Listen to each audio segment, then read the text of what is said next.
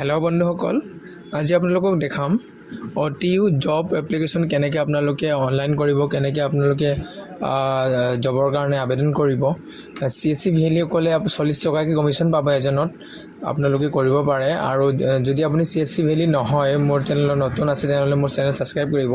যদি আপোনালোকে CSC valley যদি নহয় আপুনি, তেনেহ'লে কি কৰিব লাগিব, আপুনি নিজে কোনো CSC ভেলিৰ ওচৰত গৈ, আপোনাৰ ওচৰত যি CSC আছে তাত গৈ আপুনি নিজৰ নাম এপ্লিকেশ্যনত মোবাইল নম্বৰ ইমেইল ID লৈ গৈ তাত কৰি ল'ব পাৰে। আৰু আপুনি জবৰ কাৰণে তাত এপ্লিকেশ্যন কৰাৰ পিছত আপোনাৰ মোবাইললৈ SMS আহি যাব ওচৰৰ পাজৰে। যদি আপোনাৰ চাকৰিৰ কাৰণে বা কোনো প্ৰাইভেট জবৰ কাৰণে যদি আপোনাৰ ভেকেঞ্চি খালী হয়, তেনেহ'লে তেতিয়া আপোনাৰ মোবাইলত কিবা আহি যাব, নটিফিকেশ্যন আহি যাব, আপুনি তাত জইন কৰিব পাৰে। তেনে ক্ষেত্ৰত আপুনি যদি এতিয়া অনলাইন কৰিব, অনলাইনটো কেনেকৈ কৰিব সেইটো মই দেখাই আছোঁ। যদি আপুনি CSC ভেলি হয় তেনেহ'লে কেনেকৈ কৰিব লাগিব, CSC লগইন কৰিব লাগিব। প্ৰথমে CSC কেনেকৈ লগইন কৰিব, CSC gov.in বুলি চাৰ্চ কৰিব, CSC লগইন বুলি চাৰ্চ কৰিব। তাৰপিছত CSC gov.in যিটো কিবা আছে, CSC ভেলিসকলে এনেই গম পায় কেনেকৈ লগইন কৰিব লাগে। তথাপিও মই এবাৰ দেখাই দি আছোঁ। চাওক, CSC মোৰ পৰ্টেল খুলিলে, এতিয়া মোৰ লগইন কৰিব লাগে।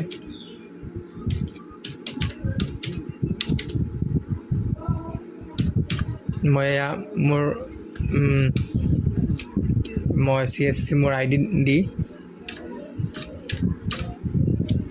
মই লগইন কৰি লৈছোঁ। আপোনালোকে নিজৰ ID দি মেলি লগইন কৰি ল'ব। CSC ID DF7RW মই দি মেলি লগইন কৰি লৈছোঁ। লগইন কৰাৰ পাছত চাওক কি হয়। লগইন কৰি ল'লোঁ, মোবাইলতো কৰিব পাৰে আপোনালোকে। যদি আপোনালোকে বিচাৰে যে নিজৰ মোবাইলত কৰি ল'ব, লেপটপ কাৰোবাৰ লগত যদি নাই, লেপটপ নাথাকিলেও অকল আপোনাৰ CSCৰ পৰা কৰিব পাৰিব আপোনালোকে, আৰু মোবাইলৰ পৰাও কৰিব পাৰিব। এতিয়া মোৰ অকণমান টাইম লাগি আছে, নেটৱৰ্ক ইছ্যু হৈ আছে অকণমান। CSC পৰ্টেল খোৱাৰ পিছত আপোনালোকক দেখাই আছোঁ, ৱেইট কৰক। আপোনালোকে স্কিপ নকৰিব, নহ'লে মিছ কৰিব। স্কিপ কৰি দিলে বা আপোনালোকে যদি মাজে মাজে চাই তেনেহ'লে গম নাপাব। সেইকাৰণে আপোনালোকে মোৰ ভিডিঅ' স্কিপ নকৰিব। এয়া চাওক, ইয়াৰ ওচৰতে ইয়াত আছে নহয়, ইয়াৰ অটিইউ জব বুলি আছে, তাত ক্লিক কৰিব। ক্লিক কৰাৰ লগত ইয়াত ভিউ প্ৰডাক্ট বুলি আছে, তাত ক্লিক কৰিব। ভিউ প্ৰডাক্টত ক্লিক কৰাৰ পিছত লোডিং হ'ব পেজটো। CSC কানেক্ট উইথ ডিজিটেল সেৱা বুলি আছে, তাত ক্লিক কৰিব। ক্লিক কৰাৰ লগে লগে এনেকৈ এখন পেজ অ'পেন হ'ব।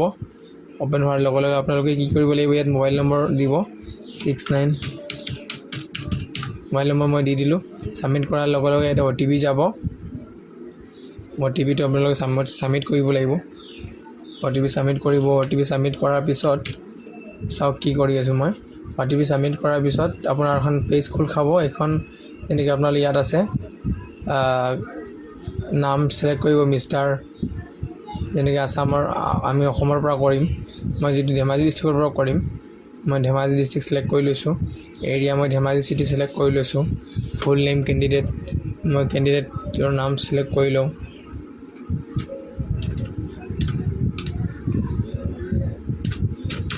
নাম ছিলেক্ট কৰি লৈছোঁ।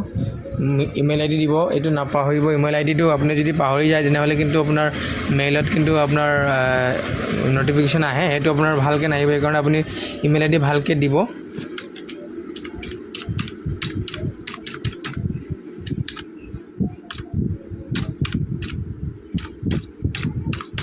মই দি দিলোঁ।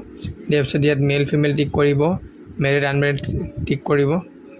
তাৰপিছত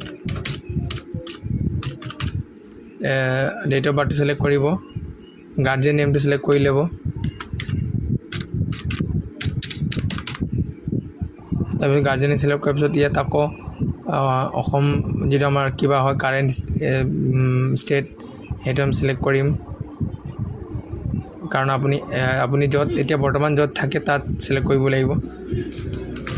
ছিলেক্ট কৰাৰ পিছত মই পিনক'ড মাৰি ল'লোঁ। এড্ৰেছ দিব কৈছে, আপুনি এইটো নিদিলেও হ'ব। তাৰপিছত এড্ৰেছটো দিব লাগিব আপোনাৰ, ইয়াত মেণ্ডেটৰী আছে, দিবই লাগিব। কাৰণ মই চিলাপথাৰৰ পৰা কৰি আছোঁ একচুৱেলি। তেওঁৰ চিলা পঠাব লিখি দিছোঁ ইয়াত কিমান আপোনাৰ কাৰেণ্ট স্যালাৰি হৈ আছে যদি আপুনি কোনো জব যদি কৰি আছে তাত কিমান স্যালাৰি পাই আছে সেই হিচাপত দিব মই ইয়াৰ 16 to 20 দিম 20000 কোৱালিফিকেশ্যন কিমান আছে গ্ৰেজুৱেশ্যন যদি গ্ৰেজুৱেশ্যন কিমান 10 পাছ ইমান দিব মই গ্ৰেজুৱেশ্যন দিম তাৰপিছত আপোনাৰ ইয়াত আহিলে সাব কেটেগৰীত আপুনি কি দিব কাস্টমাৰ ডাটা এন্ট্ৰি অপাৰেটৰ নে কি দিব আপোনালোকে ইয়াত নিজে জবটো নিজে সিলেক্ট কৰি ল'ব কিহত আপোনালোকে বেছি কাম কিহৰ কৰিব বিচাৰে মই ডাটা এন্ট্ৰি দিম ডাটা এন্ট্ৰি অপাৰেটৰ তাৰপিছত তলত এয়া কিমান বছৰৰ এক্সপিৰিয়েঞ্চ আছে বুলি কৈছে তো হি ল'ৰাজনে যাৰ মই কৰি আছোঁ তেওঁৰ 6 বছৰমান এক্সপিৰিয়েঞ্চ আছে তাৰপিছত স্কিল মাইক্ৰ'ছফ্ট জানে কি জানে সেইটো দি আছে মাইক্ৰ'ছফ্ট অফিচ এক্সেল টাইপিং আৰু প্ৰিফাৰ সেইখিনি মই 4টা সাবমিট কৰি ল'লোঁ আকৌ ডাটা এন্ট্ৰি অপাৰেটৰ নেক্সট এইটো আহিলে সাব সেইটো সেম তেনেকৈ ফিল আপ কৰি ল'ম এইটো এনেকৈ কিবা এটা দি দিওঁ সেইখিনি মই কৰাৰ পিছত এয়া তললৈ স্ক্ৰল ডাউন কৰিব আকৌ তললৈ সেম আহিছে অপাৰেটৰ সেম 4 বছৰ মই 5 বছৰ দি দিছোঁ বাকি সব তেনেকৈ দি দিছোঁ আপোনালোকে সেম মই যেনেকৈ কৈছোঁ তেনেকৈ কৰিব পাৰে আৰু ফুল টাইম কৰিব নে পাৰ্ট টাইম কৰিব সেইটো তাৰপিছত ইয়াতো মই সেম দি দিছোঁ কাৰেণ্ট কোম্পানী আপুনি যদি কোনো কোম্পানীৰ নাম আছে সেই নাম দিব পাৰে ডেষ্টিনেশ্যন দিব পাৰে ডেষ্টিনেশ্যনটো নিদিলেও হয় অসম প্ৰিফাৰ্ড ডিষ্ট্ৰিক্ট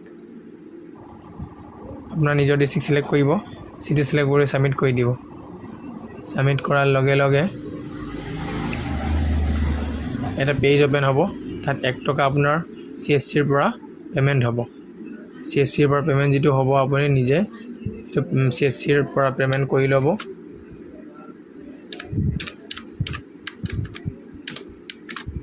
CSCৰ পৰা আপোনাৰ 1 টকা কাট হ'ব আপুনি কাষ্টমাৰৰ পৰা চাৰ্জ কৰিব পাৰে 10 টকা 15 টকা 20 টকা যিমান আপুনি ল'ব বিচাৰে ল'ব পাৰে মই পেমেণ্টটো কৰি লৈছোঁ পেমেণ্টটো সাকসেছ হোৱাৰ পিছত মোৰ এখন ৰিচিপ্ট ওলাব ৰিচিপ্টখন প্ৰিণ্ট কৰি কাষ্টমাৰক মই দি দিম এয়া ৰিচিপ্ট ওলাই গ'ল ৰিচিপ্ট ওলোৱাৰ পিছত মই এইখন মই কাষ্টমাৰক দি দিম আৰু আপুনিও তেনেকৈ দিব পাৰিব আৰু তেনেকৈ